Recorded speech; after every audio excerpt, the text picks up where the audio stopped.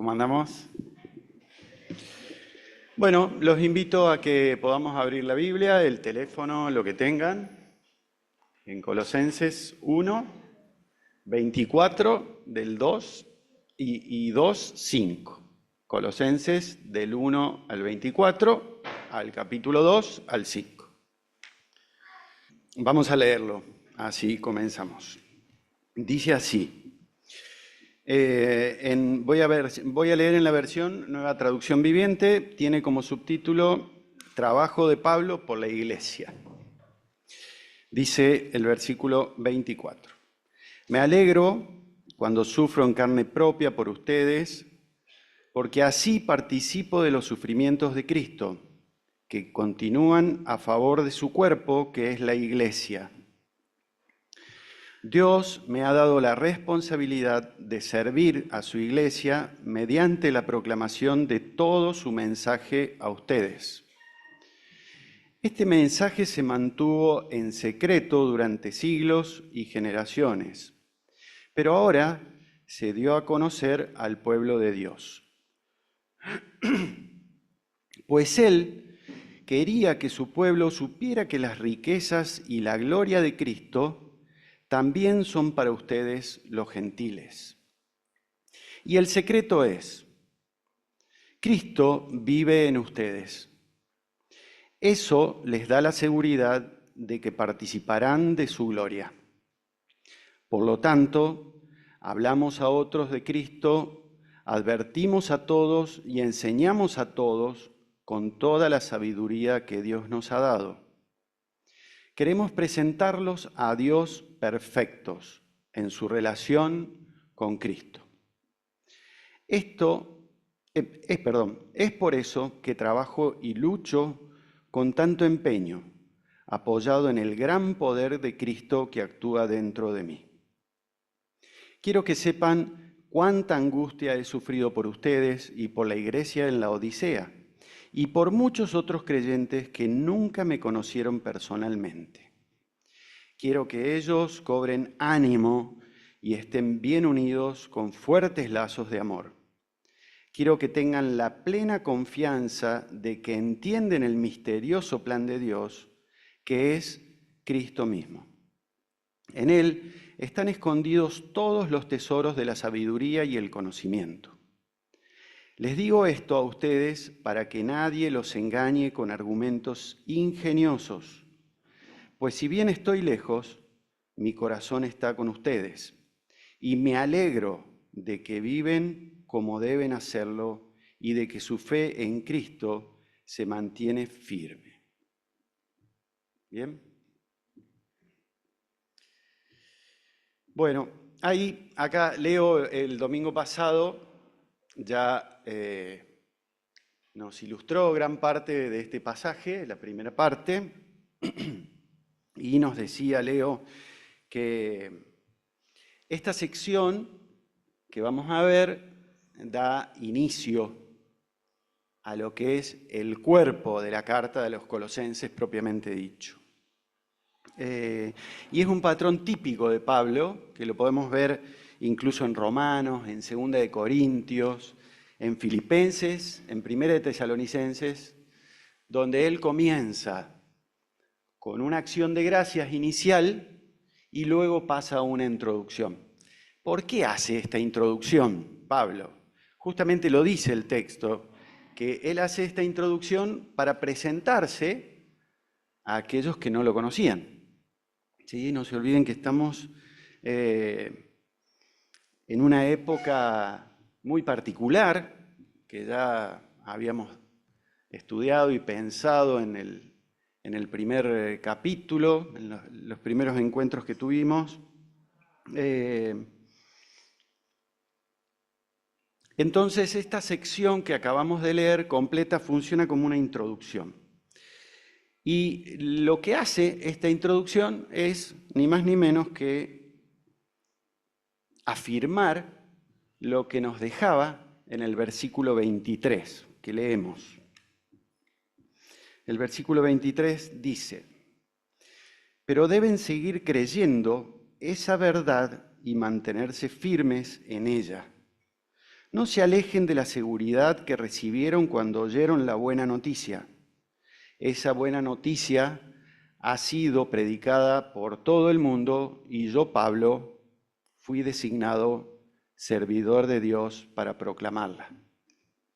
Ese versículo, el versículo 23, es el que él termina desarrollando y presentando de manera más elocuente y con más detalle a esta comunidad de Colosas e incluso a la de la Odisea, que la carta también va para ese lugar, para presentarle y contarles un poco quién es él.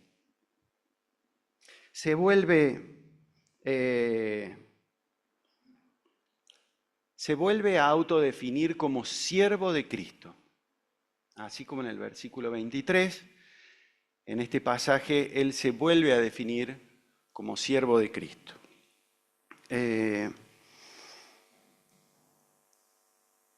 Y algo que me llamó la atención es que Pablo, al hacer esta introducción al cuerpo de la carta, él lo que hace es reafirmar algo que otro ya hizo, algo que Epafras ya había hecho. Epafras había sido el que había llevado la buena noticia al pueblo de Colosas. Y él lo que hace es reafirmar la labor de un hermano, de otro siervo, como lo menciona en el capítulo 1, ¿sí? Y me pareció un buen ejemplo, porque entendemos el estudio de la carta de Colosas como un ejemplo, como un lugar donde tomar elementos para aplicarnos en nuestra vida, para aplicarlos en nuestra vida. Y no solamente en nuestra vida acá, como decía Caro, el domingo por la mañana, sino en nuestra vida en todos lados. Y esto de apoyar a aquello que alguien ha hecho y que ha transmitido la buena noticia, está muy bueno. Estamos en épocas donde el valor de la palabra, no digo que se haya perdido, pero sí ha disminuido su potencial. Y sin embargo acá se reafirma lo que se hizo. No se borra y se escribe de nuevo una historia, sino que reafirma y le da el sentido verdadero a la palabra de Dios.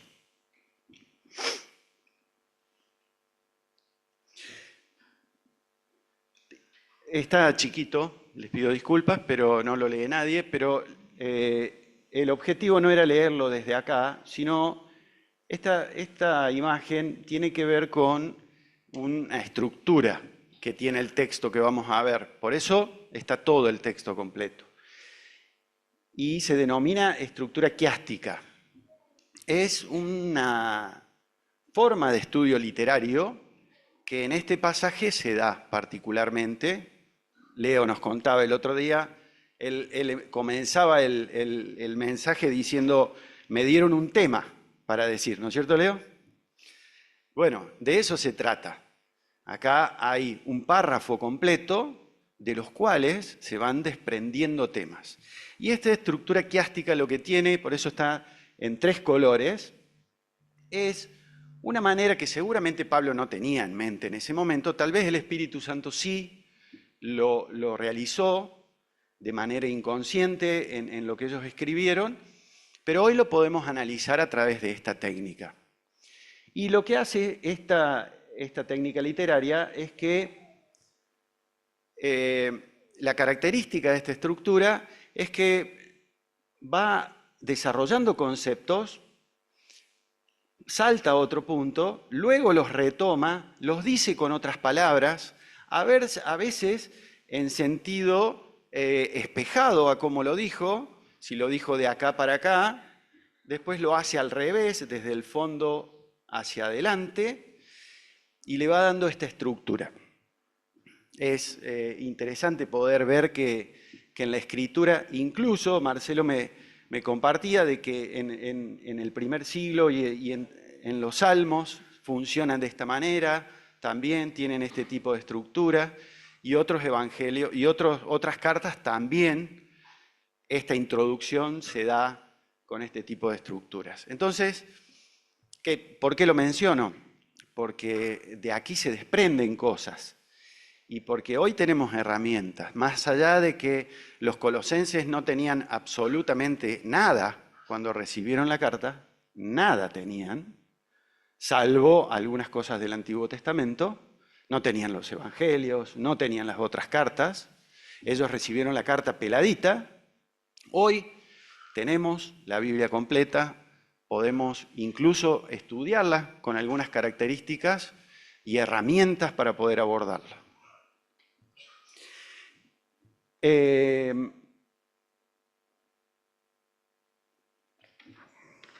Pasemos a la siguiente.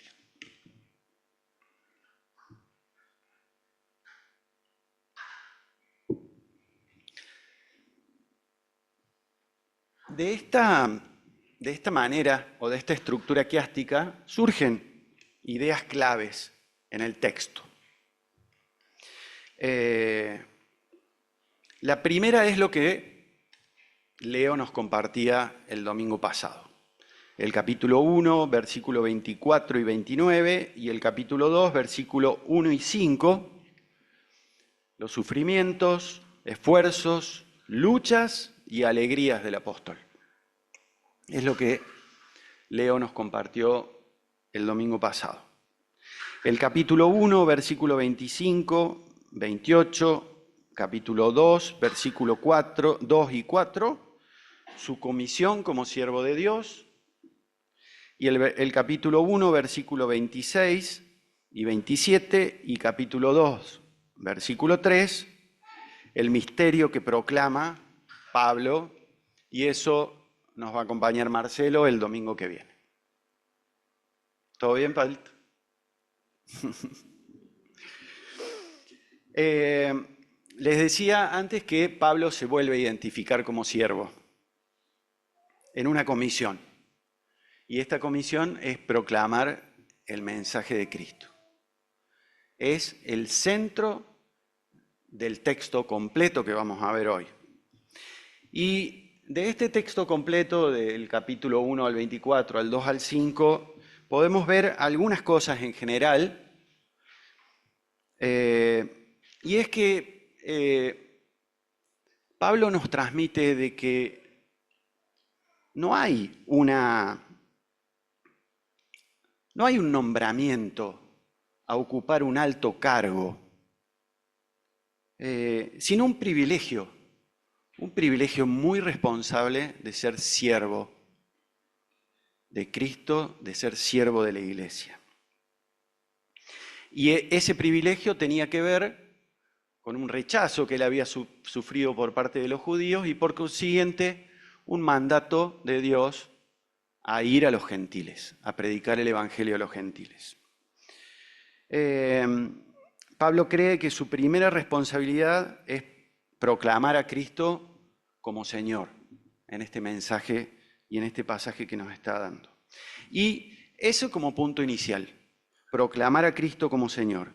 Y el objetivo final del pasaje es presentar a todos perfectos. Y esta idea de proclamar a Cristo como Señor lo vamos a ver porque es la parte que vamos a ver hoy, que es la segunda parte, su comisión como siervo de Dios. Pero no quiero dejar pasar acá en el versículo 28, fíjense que es donde aparece dice así: por lo tanto, hablamos a otros de Cristo, advertimos a todos y enseñamos a todos con toda la sabiduría que Dios nos ha dado. Queremos presentarlos a Dios perfectos en su relación con Cristo. Fíjense, hay otras versiones, creo que Reina Valera usa el término todos 3 veces. Acá en Nueva Traducción Viviente lo usa 2 veces. Y nos da la pauta del carácter inclusivo del Evangelio. No está dejando a nadie afuera. Está reforzando la idea de todos.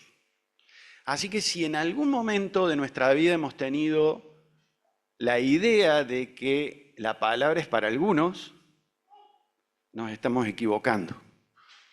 Es para todos. Inicialmente el mensaje de la palabra de Dios es para todos. Lo que la transforma en una palabra que ya no hace discriminación étnica, ni exclusivismo sectario, ni arrogancia intelectual. Nos separa totalmente de eso. Ya no es para el pueblo judío solamente. Y esto es clave. Para poder comprender la carta de Colosenses es clave, porque es el problema que nos presenta la carta y es el problema por el cual Pablo la escribe. Ya no es solo para el pueblo judío, es para todos, para todos. Cuando pensemos en todos, abramos nuestra mente y busquemos a todos en nuestra mente. Sí, las etnias que sean, desde lo más conocido a lo más remoto de este mundo, es la palabra todos. Tampoco es una secta, o es para una secta. Aquellos que piensan igual, aquellos que se amontonan por un pensamiento colectivo y que más allá de lo que puedan pensar o sentir, se aglutinan de esa forma pensando en una secta o en un exclusivismo sectario. Y tampoco es para la arrogancia intelectual.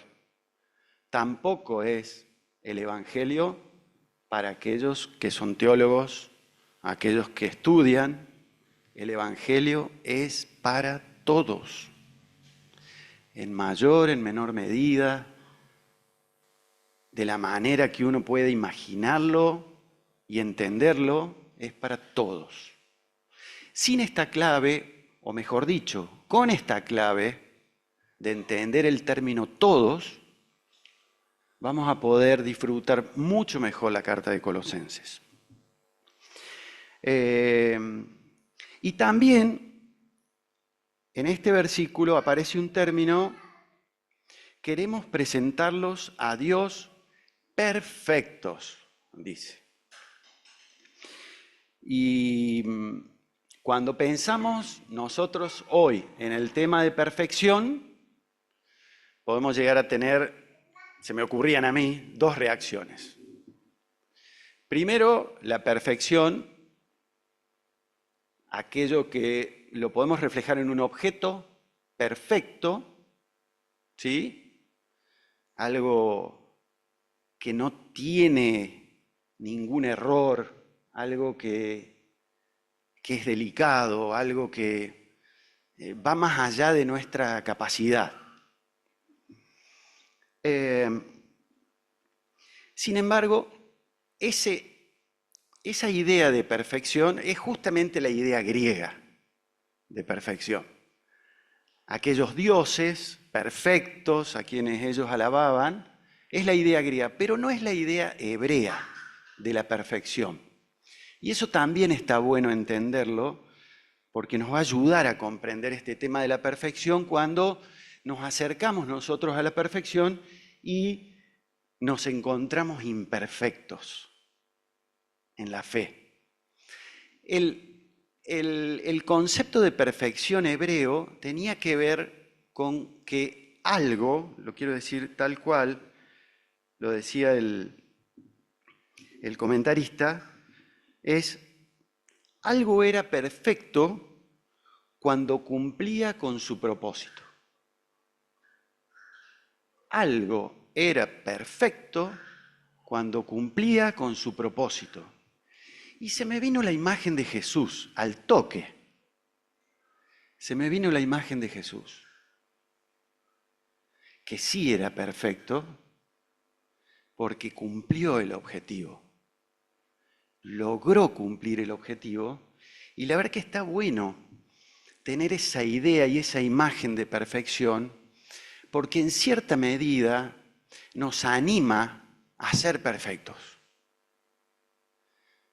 No desde la vista de lo imposible o de algo a lo cual no podemos acceder, como la perfección en esa idea griega, sino como esta perfección hebrea de pensar de que Dios tiene un propósito, tiene un objetivo para que nosotros podamos cumplir. Y vernos con esa capacidad de poder hacerlo. Y no el hecho de decir, no, che, yo no puedo ser perfecto. Yo no... ¿No es cierto?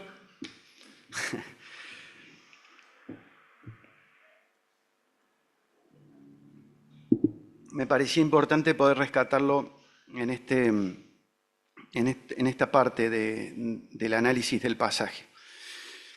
En este proceso de lo que acabamos de leer, Pablo les describe, los alienta, los anima constantemente en este pasaje.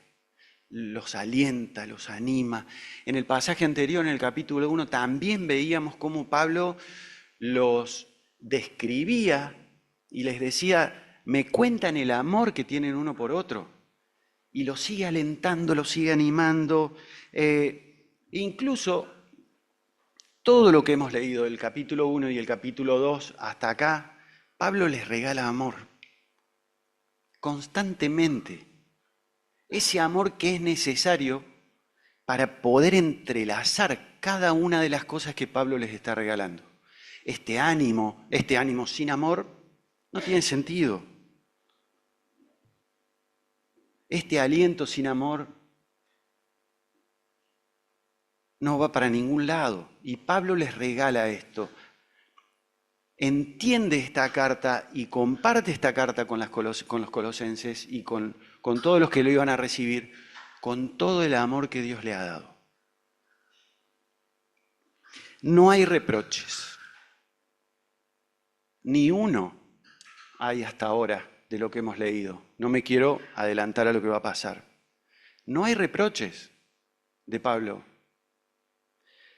No hay condena tampoco.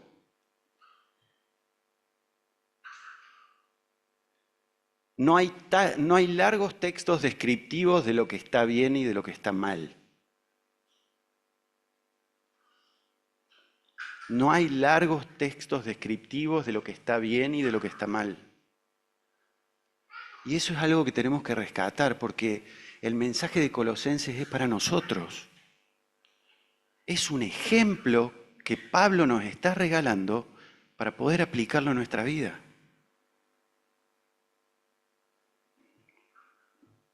Y en definitiva, les dice Pablo en este pasaje, hay una riqueza esperando, que es la que nos presentaba Nico el primer día que empezamos con Colosenses. Vivir en Cristo. Todas estas cosas que hemos visto hasta este momento nos ayudan, nos estimulan, nos animan, no nos condenan a vivir en Cristo.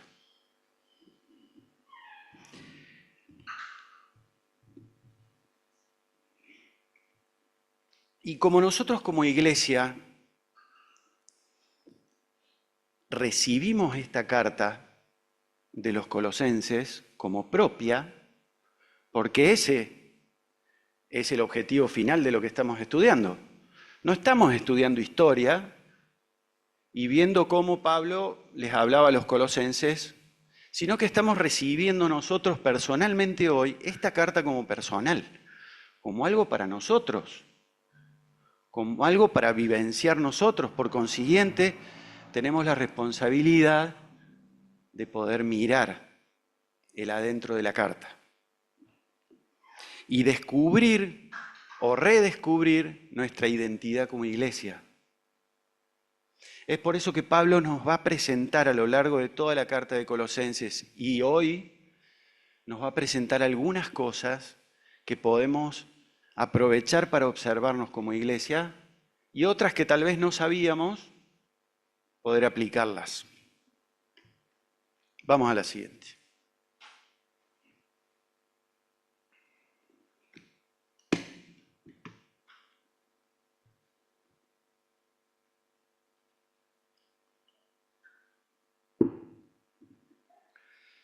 Ahora sí vamos a leer el texto de ahí, que está un poquito más grande, en el cual puse solamente los textos que estaban en verde.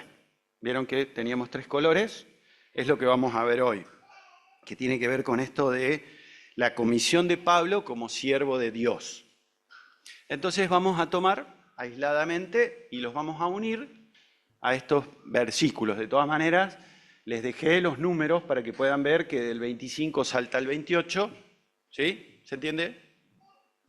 Dice: Dios me ha dado la responsabilidad de servir a su iglesia mediante la proclamación de todo su mensaje a ustedes. Por lo tanto, hablamos a otros de Cristo, advertimos a todos y enseñamos a todos con toda la sabiduría que Dios nos ha dado. Queremos presentarlos a Dios perfectos en su relación con Cristo. Quiero que ellos, se refiere a quien está dirigida la carta, cobren ánimo y estén bien unidos con fuertes lazos de amor. Quiero que tengan la plena confianza de que entienden el misterioso plan de Dios, que es Cristo mismo. Les digo esto a ustedes para que nadie los engañe con argumentos ingeniosos. Ahí abajo están las citas. Y vamos a rescatar, así no lo hacemos muy largo, 4 puntos de este pasaje que nos toca hoy. La siguiente. Y el primero es, que nos decía Pablo ahí, presentar la palabra de Dios en su plenitud y dar a conocer sus riquezas.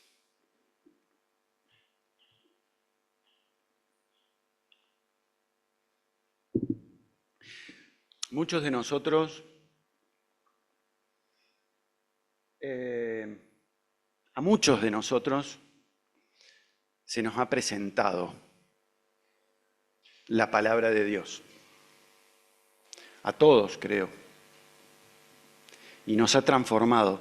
Tal vez un solo versículo. Sí, dice Galagavi. Tal vez un solo versículo. Ni siquiera una prédica demasiado elocuente, sino un solo versículo, un texto nos ha animado, nos ha reconfortado, nos ha sostenido, nos ha consolado. A otros nos ha dado la posibilidad de superar nuestros temores, de incorporar nuestras necesidades y nuestras preocupaciones y dejarlas a los pies de Cristo. Fíjense el poder de la palabra de Dios. Algo que Pablo nos está enseñando que debemos hacer como iglesia. Y que hacemos como iglesia, mejor dicho.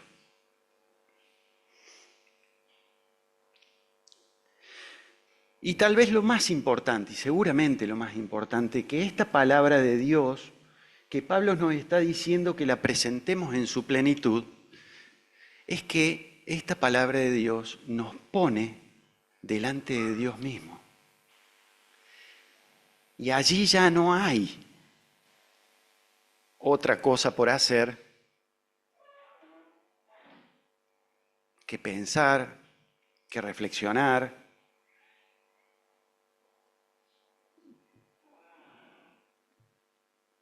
Este texto, esta palabra nos pone en jaque constantemente. Nuestras injusticias, nuestras disputas, nuestra arrogancia, siempre nos pone ante esas situaciones, que las tenemos, sin duda. Y también esta palabra nos ayuda a llevar un nuevo propósito en nuestra vida como individuos y como iglesia. Presentar esta palabra de Dios en su plenitud y dar a conocer sus riquezas. ¿Acá adentro? Sí. ¿Dónde más? También en cada uno de los momentos de nuestra vida. No están separados.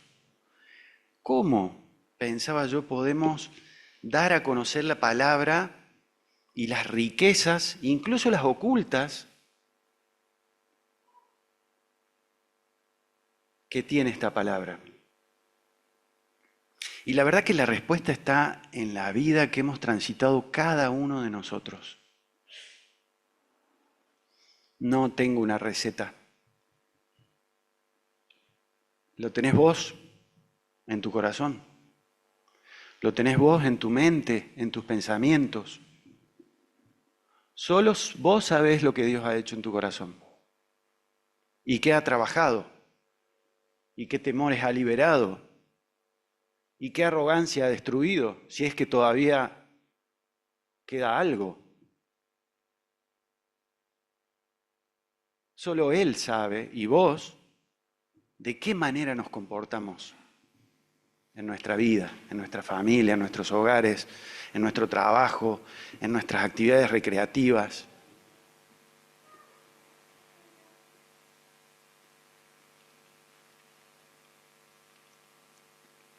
Y sin dudas, como decía la otra vez que me tocó participar, no es instantáneo ni automático, es un proceso, hermoso proceso de crecimiento, porque a medida que vamos conociendo y estudiando la palabra, vamos a poder ir entendiendo esta plenitud que Pablo nos está alentando, animando a hacer, y los animaba a los colosenses. Había formas de decirlo, y hay formas de decirlo. Podría haberle dicho, ustedes son un desastre, muchachos. No viven en plenitud. Podría estar diciéndonos hoy a nosotros. Ustedes no hacen esto. Ustedes están haciendo todo mal. Sin embargo, Pablo hoy nos está diciendo con amor, con ternura, busquen la plenitud. Está en ustedes. Presenten la palabra. Disfruten las riquezas. Compartan esta palabra. La siguiente.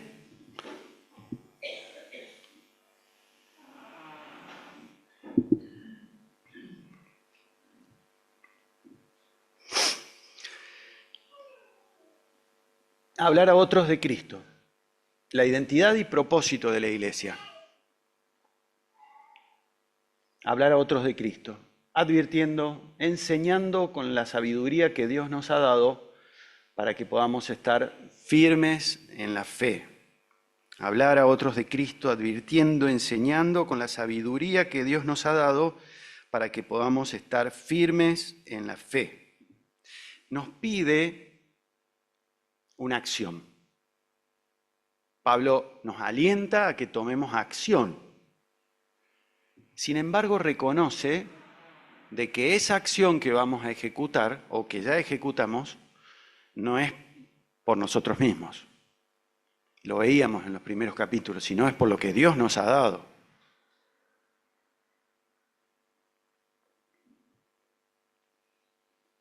Pablo vincula la proclamación de Cristo, hablar a otros de Cristo, con un doble acento en advertir y enseñar en este pasaje.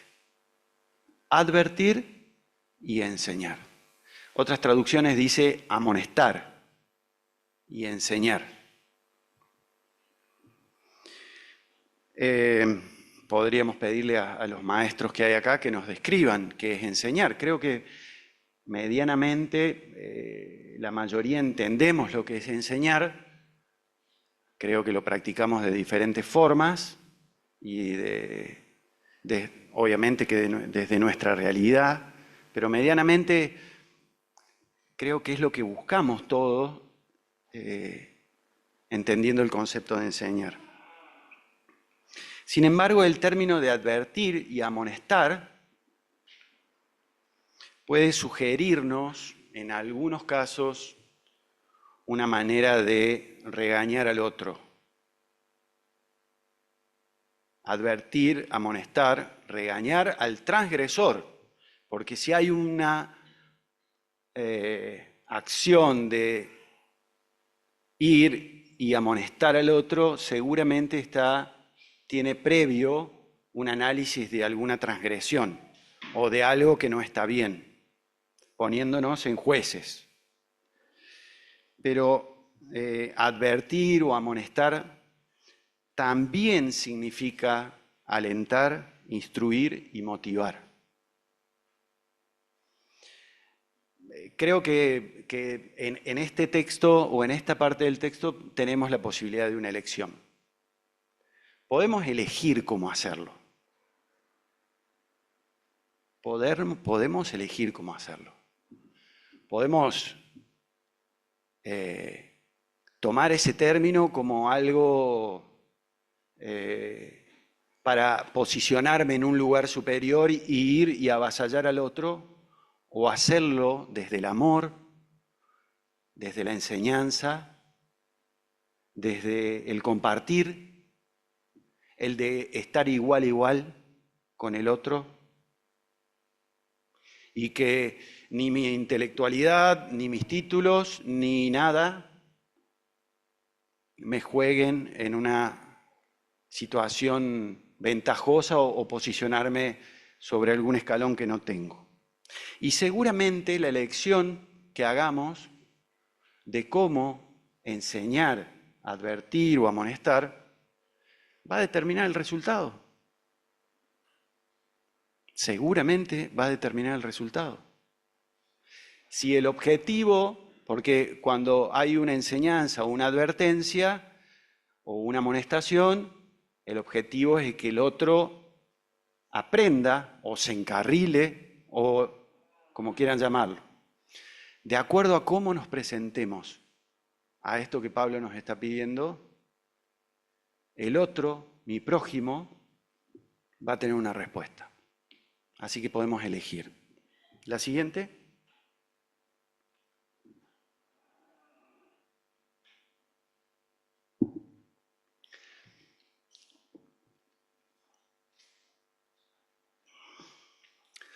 Formar creyentes con ánimo, unidos en amor y llenos de entendimiento. También Pablo nos está pidiendo esto. Formar creyentes con ánimo, unidos en amor y llenos de entendimiento.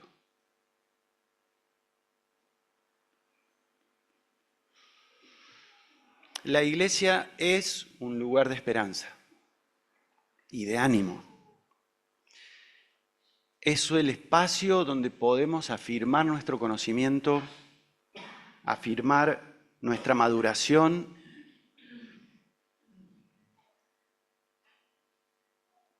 donde podemos madurar el uno con el otro, donde podemos compartir el uno con el otro. ¿Y por qué digo que es? Porque lo creo realmente. Creo realmente de que eso es la iglesia de Villa Centenario. Acá hay un lugar de esperanza. Acá hay un lugar de amor. Acá hay un lugar de fe. Acá hay un lugar donde cada uno de nosotros participa de alguna manera con sus testimonios personales, con su vida de fe, que en definitiva es lo que está haciendo Pablo. Está compartiendo su vida de fe con los colosenses, y acá hay todo eso. Así que no lo perdamos de vista. A veces pensamos en algunas cosas que nos hacen daño, que nos hacen mal. No perdamos de vista el foco.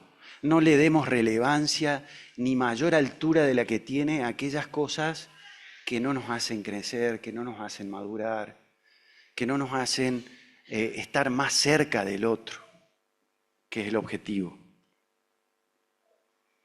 Y estas cuestiones de esperanza y de buen ánimo también deben reflejarse en los lugares donde estamos cotidianamente y habitualmente.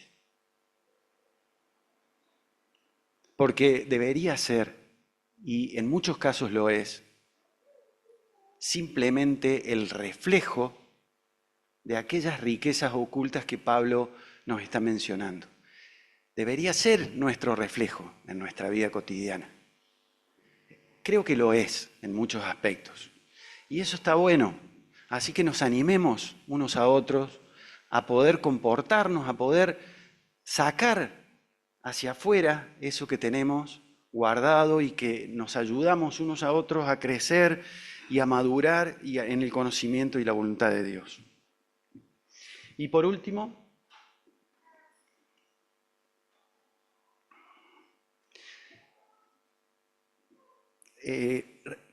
reafirmar este punto que veíamos antes, donde decíamos todos.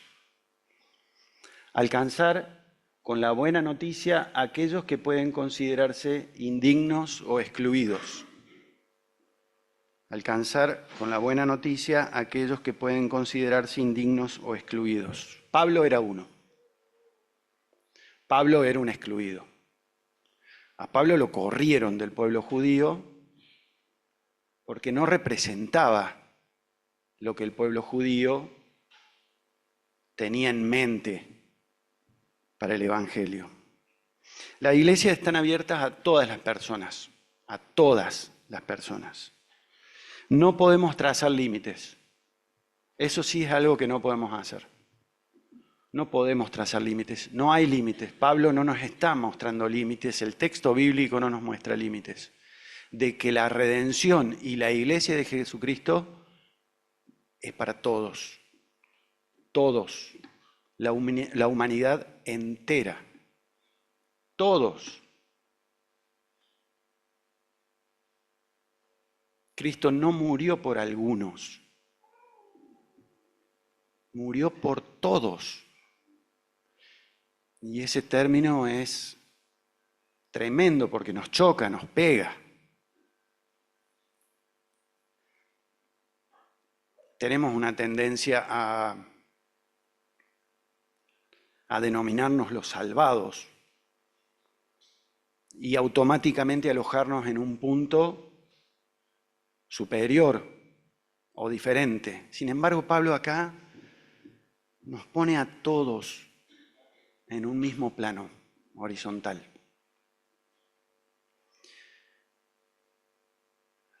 Y